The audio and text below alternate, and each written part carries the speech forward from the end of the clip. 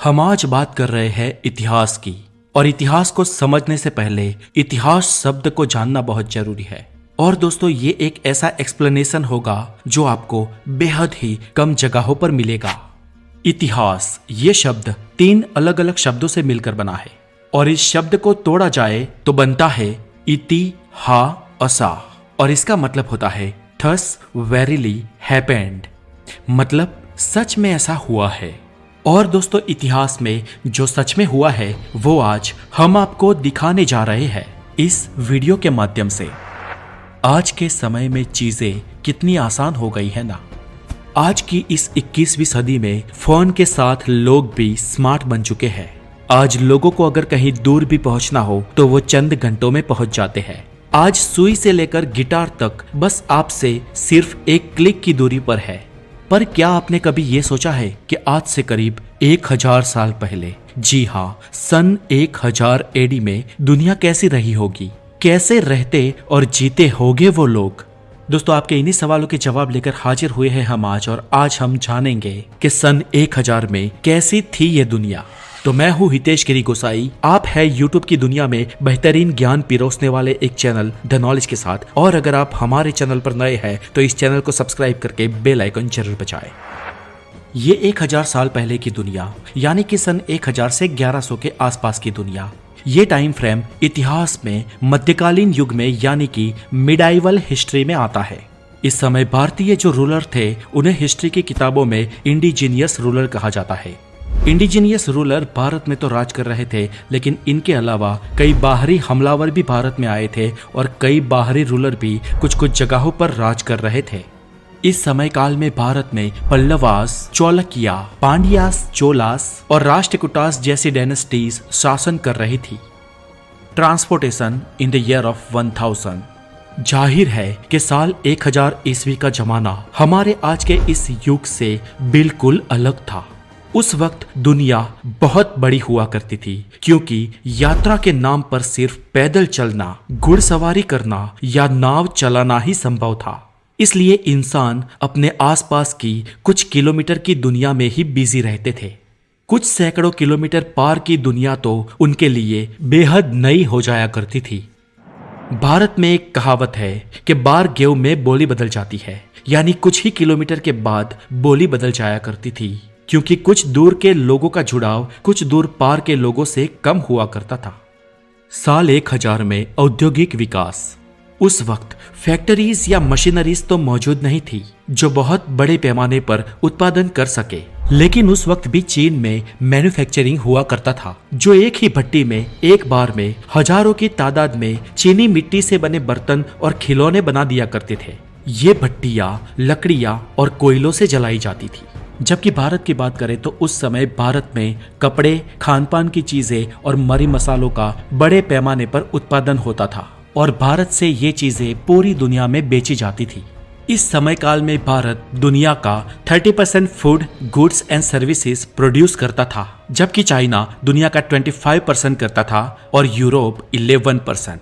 आप ये कंसीडर कर सकते हो कि ज्यादा पॉपुलेशन उस वक्त इन तीनों रीजन्स में ही मौजूद थी। इनके अलावा बाकी सब दुनिया में, यानी कि America, Latin America, Australia, northern Russia, यहाँ पर पॉपुलेशंस भी कम थी और विकास भी। City and village life in the year of 1000। उस वक्त भी शहरों में दुकानें और मंडियां लगी हुई रहती थी। दुकानें आमतौर पर समान चीजें बेचती थी और ये शॉप्स और मंडियां भी एक दूसरे से बेहद पास हुआ करते थे, जो कई जगह पर आज भी देखने को मिलते हैं। तब मोबाइल, सिम कार्ड्स, गैजेट्स और टेक्नोलॉजी की दुकानें तो नहीं हुआ करती थी, लेकिन आमतौर पर उस समय सोना, चांदी, बर्तन, कपड़े, खाने के मसाले, इत्र, परफ्यूम, फल, फूल और धार्मिक चीज वस्तुओं की दुकानें हुआ करती थी। तब कारीगरी काम करने वाले कारीगर जैसे कि सुथार, कुम्हार, लोहार, ये सब के सब अपने हाथों से काम किया करते थे और सब के सब अपने काम में माहिर और एक्सीलेंट थे। आज कोई शायद मशीन भी ना बना सके ऐसी कलाकृतियां उस समय कारीगर बनाया करते थे। उस समय भारत में 10% से भी कम पॉपुलेशन शहरों में रहा करती थी और 90% से भी ज्यादा पॉपुलेशन गांव में बसती थी। हर एक गांव में पानी रिजर्वेशन के लिए तालाब हुआ करते थे और जिन गांव में नहीं थे वहां पर खुदवाए जाते थे। हर एक गांव में कम से कम एक मंदिर तो होता ही। तब गांव के किसान अधिकतर बरसात के पानी पर निर्भर रहते थे। Housing and construction work in the year 1000। साल 1000 में आमतौर पर सारे घर और महले भी मिट्टी, हाथ से बनाई गई ईंटें, लकड़ी और चूने से बने होते थे। आज के सीमेंट के बनाए घरों की आयु 35 से 40 साल होती है और इन घरों में 5 से 10 साल में दरारें आनी शुरू हो जाती है। लेकिन दोस्तों, पुराने घर और महल जो चूने और मिट्टी से बनते थे, जिसमें सीमेंट का कोई रोल ही नहीं होता था, ऐसे घरों की आयु 500 से 1000 साल तक हुआ करती थी। और दोस्तों, आज के युग में भी आप कुछ 500 या 700 साल पुरानी हवेलियां और महलें देख सकते हैं जो आज भी अकबंद है। ट्रेड की बात करें तो तब भी मुद्राएं चलती थी, लेकिन ज्यादातर लोग बार्टर पद्धति से व्यवहार करते थे, यानी कि एक चीज के बदले दूसरी चीज देना। गेहूं के बदले चावल, गुड़ के बदले फ्रूट या बर्तन के बदले लकड़ियां देना।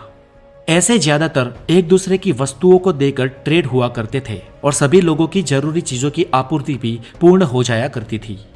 उस वक्त ज्यादातर लोग अपना फैमिली बिजनेस किया करते थे। जी हाँ, आज के युग में हमारे लिए एजुकेशन और अपॉर्चुनिटीज उस वक्त से ज्यादा है। इसलिए आज आमतौर पर हम देखते हैं कि जो काम फादर करते हैं उसका बेटा वो नहीं करता है। वो अपनी स्किल के मुताबिक, अपनी पढ़ाई के मुताबिक या अपने इंटरेस्ट के मुताबिक काम करता है। लेकिन दोस्तों, आज से 1000 साल पहले आमतौर पर जो फादर या फैमिली बिजनेस हुआ करता था वही उनके बच्चे किया करते थे। जुडिशरी। दोस्तों, तब राज्य के बड़े फैसले तो राजा लिया करते थे, लेकिन गांव और शहरों के छोटे छोटे लोगों की छोटी छोटी समस्याएं भी होती है और उनको सुलझाने के लिए आज कोर्ट्स तो है, लेकिन उस वक्त न्यायालय तो नहीं हुआ करते थे। पर न्यायालय का काम करते थे पंच। ये पंच यानी गांव के बड़े 5 लोग या वो 5 लोग जिन्हें पंचायत में बिठाया जाता था और वही लोग गांव की छोटी बड़ी समस्याओं का निर्णय लिया करते थे। Marriage and relationship. दोस्तों, उस वक्त में ज्यादातर अरेंज मैरिजेस ही हुआ करते थे और अरेंज मैरिजेस में गर्ल और बॉय आमतौर पर डिफरेंट विलेज के अनदर गांव के हुआ करते थे। तब लोग ज्यादातर एक गांव में और एक गोत्र में शादी नहीं किया करते थे। हालांकि तब जो भी शादियां हुआ करती थी वो आसपास के गांव में ही हुआ करती थी जो 5, 10 या 15-20 किलोमीटर दूर रहते थे। और तब बारात एक दिन के लिए नहीं, लेकिन 4-4, 5-5 दिन के लिए जाया करती थी और ये बारात बैलगाड़ियों में जाया करती थी और बारातियों का स्वागत 3-3, 4-4 दिन के लिए किया जाता था। और हमारे जीवन के सभी संस्कारों में शादी सबसे खर्चीला और सबसे बड़ा संस्कार माना जाता है। ये इसीलिए क्योंकि शादी में खर्च करने की ये परंपरा सदियों पुरानी है। Education system in the year of 1000। दोस्तों, उस समय भी आमतौर पर गुरुकुल ही चलते थे और भारत में भारतीयों के साथ कुछ विदेशी स्टूडेंट्स भी पढ़ाई करने के लिए आते थे जो वेदास और 18 विविध कलाओं के बारे में सीखते थे, जैसे कि एस्ट्रोनॉमी, सर्जरी, चिकित्सा, एग्रीकल्चर, मैथमेटिक्स, अकाउंटिंग, लॉ तथा मिलिट्री स्ट्रेटेजिस्ट जैसी चीजें शामिल है। तो दोस्तों, कैसा लगा आपको ये सदियों पुराना सन 1000 वाला भारत? अगर आपको ये वीडियो अच्छा लगा हो तो इसे लाइक जरूर करें और अगर आप देखना चाहते हैं साल 1000 की दुनिया के बारे में कोई वीडियो तो हमें कमेंट जरूर करें और द नॉलेज को सब्सक्राइब करके बेल आइकन जरूर बजाएं। अपना बहुत सारा ध्यान रखें। Have a good day, take care.